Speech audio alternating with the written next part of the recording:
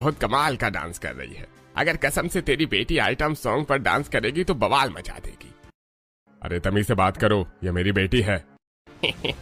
हाँ हाँ पता है तेरी बेटी है, लेकिन जो भी हो लग तो बहुत अच्छी रही है।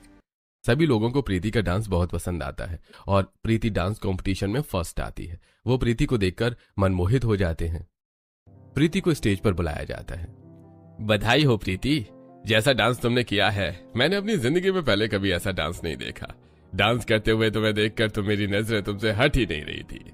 जज प्रीति को 1100 रुपए का इनाम और ट्रॉफी देते हैं। साथ ही उसके सिर पर हाथ फेरते हैं और गलत नजरों से देखते हैं।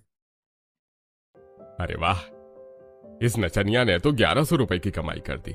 चलो भाई, मेरी तो 2-3 दिन की दारू का इंतजाम हो गया।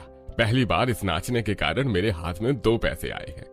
सभी लोग प्रीति को लेकर एक कोने में खड़े होकर बात कर रहे होते हैं। वहीं दूर खड़े सबसे बड़े जज प्रीति और उसके परिवार को देख रहे होते हैं। कुछ देर बाद जज प्रीति के पास आते हैं। ये सब कौन है तुम्हारे साथ और तुमसे इस तरह बात क्यों कर रहे हैं? सर, ये मेरा परिवार है। सर, ये सब भी मेरा डांस देखने के लिए आए थे। अरे तुम कौन हो? जज पहली ही नजर में समझ जाते हैं कि रामलाल लालची इंसान है और थोड़े लालच में जल्दी फंस सकता है। जज रामलाल को एक तरफ ले जाते हैं। अरे तुम्हारी प्रीति बिटिया बहुत अच्छा डांस करती है और तुम नहीं जानते ये कितनी बड़ी सोने की चिड़िया है। देखा तो तुमने भी होगा कि सारी ऑडियंस तुम्हारी बिटिया की डांस की कैसे तारीफ कर रही थी। सर मैं आपकी बात समझा नहीं, जरा साफ साफ बोलिए। हम कह रहे थे कि अगर आप अपनी बेटी को स्टेज पर डांस कराओगे ना तो ये हर रोज आपको खूब पैसा कमा कर देगी। एक पल के लिए रामलाल के मन में लालच आ जाता है। अरे नहीं नहीं, मैं अपनी बेटी को स्टेज पर डांस नहीं करवाऊंगा। इतना कहकर सभी लोग घर चले जाते हैं। वहीं जज मन ही मन समझ जाते हैं कि अगर इन्हें थोड़ा और लालच दिया जाएगा तो ये मान जाएंगे। शाम का वक्त होता है। वहीं प्रीति किचन में बर्तन साफ कर रही होती है। तभी जज घर आते हैं और रामलाल और सुनीता से अकेले में बात करते हैं। अगर आप अपनी बिटिया को स्टेज पर डांस कराओगे तो आप लोग करोड़पति बन जाओगे।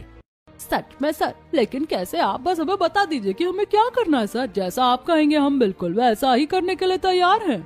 सर मुझे आपकी बात पर यकीन नहीं हो रहा था, लेकिन बताइए हमें क्या करना होगा।